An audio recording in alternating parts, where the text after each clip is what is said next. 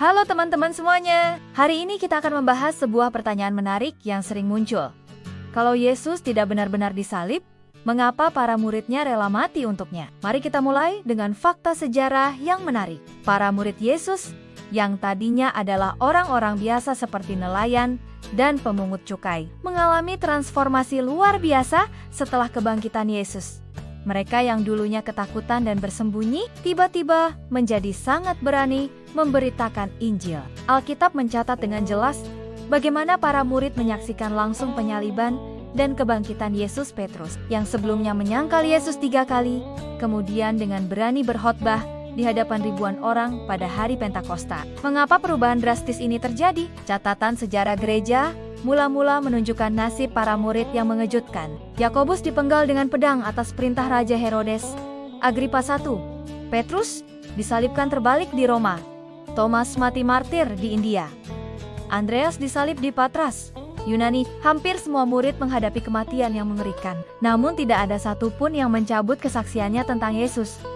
Coba kita pikirkan secara logis. Jika kebangkitan Yesus hanyalah kebohongan yang mereka karang, mengapa mereka rela mati untuk mempertahankan kebohongan tersebut? Bukankah lebih masuk akal untuk mengaku bohong ketika nyawa terancam? Para murid tidak mendapatkan keuntungan duniawi dari kesaksian mereka. Mereka justru kehilangan segalanya: keluarga, harta benda, bahkan nyawa mereka sendiri. Mereka menghadapi penganiayaan, penyiksaan, dan kematian dengan keyakinan penuh bahwa apa yang mereka saksikan adalah kebenaran. Kesaksian para murid diperkuat oleh ribuan orang Kristen mula-mula yang juga rela mati martir. Mereka tidak mungkin rela mati untuk sesuatu yang mereka tahu adalah kebohongan. Bahkan sejarawan Romawi seperti Tacitus dan Pliny the Younger mencatat keteguhan iman orang-orang Kristen mula-mula ini. Fakta menarik lainnya adalah penyebaran kekristenan yang sangat cepat di abad pertama. Dalam waktu singkat, Injil menyebar dari Yerusalem ke seluruh kekaisaran Romawi. Hal ini tidak mungkin terjadi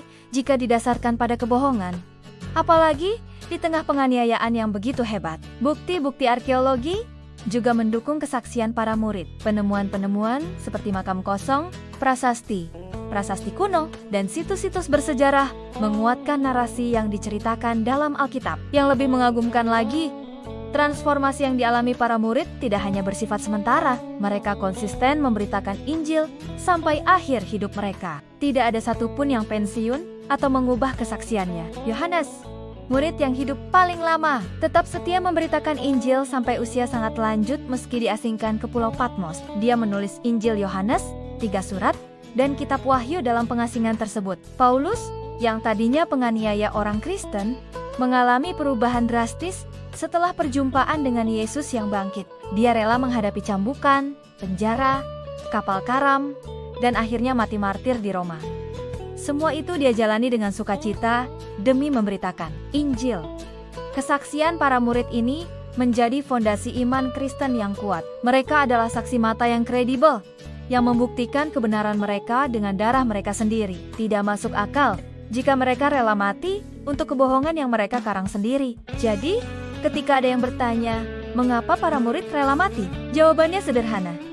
Karena mereka menyaksikan langsung kebangkitan Yesus. Pengalaman pribadi dengan Yesus yang bangkit mengubah hidup mereka selamanya, memberi mereka keberanian dan keyakinan yang tak tergoyahkan. Kisah para murid ini mengajarkan kita tentang kekuatan kebenaran dan transformasi yang bisa terjadi ketika seseorang sungguh-sungguh bertemu dengan Yesus. Mereka memberikan teladan tentang iman yang sejati dan pengabdian yang total. Terima kasih sudah menonton video ini sampai akhir. Jika kamu merasa video ini bermanfaat, jangan lupa like, subscribe, dan bagikan ke teman-temanmu. Sampai jumpa di video berikutnya.